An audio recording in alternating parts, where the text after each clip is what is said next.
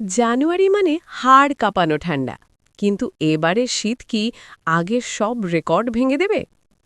গত কয়েক বছরে আমরা শীতের দাপট অতটা না থাকলেও আবহাওয়া অফিস বলছে এবারের জানুয়ারিতে ধেয়ে আসতে পারে ৪ থেকে ৫টি শৈত্যপ্রবাহ। কিন্তু আপনি কি জানেন, বাংলাদেশের ইতিহাসে এমন দিনও ছিল যখন তাপমাত্রা হিমালয়ের একদম কাছাকাছি চলে গিয়েছিল? কত ছিল সেই তাপমাত্রা, আর কেনই বা উত্তরাঞ্চলে এত শীত পড়ে? চলুন জানা যাক। আবহাওয়া অফিসের রেকর্ড বলছে ১৯৪৭ সালের পর থেকে এই পর্যন্ত কয়েকবার দেশের তাপমাত্রা ৩ ডিগ্রির নিচে নেমেছে। তবে প্রথম বড় ধাক্কাটা আসে ৬০ দশকে। ১৯৬৪ সালের চায়ের দেশ শ্রীমঙ্গলের তাপমাত্রা নামে ৩.৩ ডিগ্রিতে।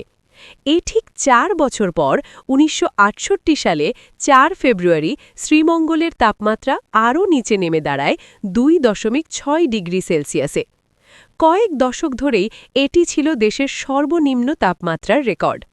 এরপর লম্বা সময় আবহাওয়াটা কিছুটা শান্ত ছিল, কিন্তু ২০০৩ সালে রাজশাহীতে ৩.৪ ডিগ্রি সেলসিয়াস তাপমাত্রা রেকর্ড করে শীত আবারও তার জানান দেয়। ঠিক ১০ বছর পর ২০১৩ সালে উত্তরবঙ্গের রংপুর, দিনাজপুর ও সৈয়দপুরে তাপমাত্রা নেমে আসে ৩ থেকে ৩.৫ ডিগ্রির মধ্যে। মানুষ তখন বুঝতে পারে শীতের ধরন বদলে যাচ্ছে, কিন্তু সব রেকর্ড উলটপালট হয়ে যায় ২০১৮ সালের ৮ জানুয়ারি। সেদিন পঞ্চগড়ের তেঁতুলিয়ায় তাপমাত্রা রেকর্ড করা হয় মাত্র ২.৬ ডিগ্রি সেলসিয়াস। এটি বাংলাদেশের ইতিহাসে এখন পর্যন্ত সর্বনিম্ন তাপমাত্রা। একই বছর সৈয়দপুর, ডিমলা এবং কুড়িগ্রামেও তাপমাত্রা ৩ ডিগ্রি কোটায় নেমে এসেছিল। তেঁতুলিয়ায় আসা এই রেকর্ড আজও অটুট।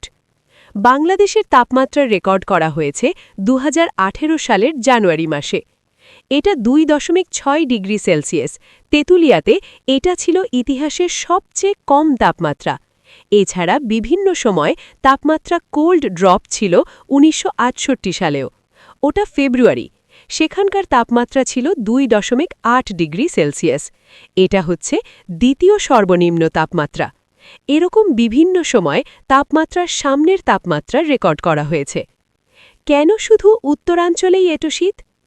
আবহাওয়া অফিস বলছে সর্বনিম্ন তাপমাত্রা রেকর্ডের তালিকায় সবথেকে বেশি জায়গা করে নিয়েছে উত্তরাঞ্চল। অর্থাৎ প্রতি বছর উত্তরাঞ্চলের বিভিন্ন অঞ্চলে সর্বনিম্ন তাপমাত্রা রেকর্ড করতে দেখা যায়। প্রশ্ন হল, উত্তরাঞ্চলেই কেন বেশি শীত? শীতকালে উত্তরাঞ্চলের তাপমাত্রায় সবসময় সবচেয়ে কম থাকার কারণ শৈত্যপ্রবাহ বা তাপদাহের প্রবেশদ্বারই হল বাংলাদেশের এই অঞ্চল বলে জানিয়েছে আবহাওয়া অফিস। অর্থাৎ ভারতের দিল্লি, বিহার, উত্তরপ্রদেশ, কাশ্মীর, পশ্চিমবঙ্গ হয়ে ভৌগোলিক অবস্থানগত কারণে রাজশাহী, যশোর, কুষ্টিয়া, বেল ধরে হিম বাতাস বাংলাদেশে ঢোকে। পাশাপাশি উত্তরাঞ্চলের ঘন কুয়াশা বেশি হয়, যা সূর্যের আলোকে ভূপৃষ্ঠে ঢুকতে দেয় না। ফলে দিনের বেলাও সেখানকার তাপমাত্রা কম থাকে। আবার উত্তরাঞ্চলের বিস্তীর্ণ খোলা মাঠ থাকায় রাতের তাপ দ্রুত বের হয়ে যায়। তাই সেখানে তীব্র ঠান্ডা অনুভূত হয়।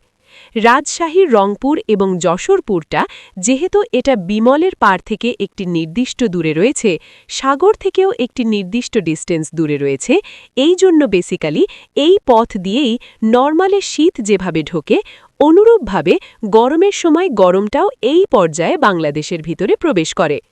এখন প্রশ্ন হল, শীতের তাপমাত্রা সর্বনিম্ন হওয়ার পেছনের কারণ কি? News desk, Feni voice 24।